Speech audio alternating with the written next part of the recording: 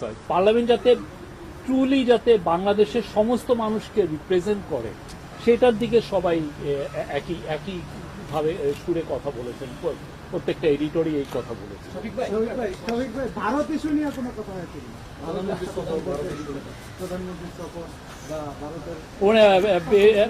সম্পাদক এই বিষয়ে মাননীয় বিরোধী দলের নেতা বলেছেন যে তারা গতকাল 11 দলীয় যে মোর্চা আছে তাদের সাথে ওনারা মিটিং করেছেন, ওনারা সেইখানে তাদের অবস্থানটা ব্যক্ত করেছেন। উনি এইখানে একটু এলাবোরেট করে কিছু বলেন।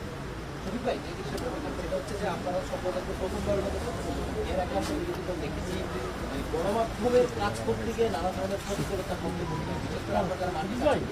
প্রশ্ন হচ্ছে সেখানে আমরা অনেক সময় গিয়ে নানা ধরনের এই যে একটা মাঠের বাস্তবতা, এই বিষয়টা নিয়ে সম্পাদকদের পক্ষ থেকে বিরোধী দলের কাছে চাওয়া ছিল কিনা কাজের জন্য আপনাদের পক্ষ থেকে ছিল কিনা এইগুলো আপনারা না, এটা তো বিরোধী যেমন ইয়ের কথা বলেছেন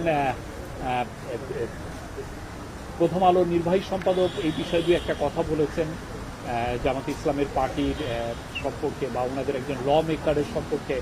উনি কিছুদিন আগে প্রথম আলো বয়কটের কথা বলেছেন, সেটা নিয়ে কথা বলেছেন। আর ইয়ের বাস্তবতা নিয়ে খুব বেশি আলোচনা হয়নি। জেনারেলি সবার একটা ইয়ে হচ্ছে যে বাংলাদেশে এখন মিডিয়া ফ্রিডম যথেষ্ট এখন ভালো অবস্থায় আছে, পারফেক্ট তো না, বাট যেটা আছে সেটা নিয়ে সবাই এক ধরনের আমি দেখেছি যে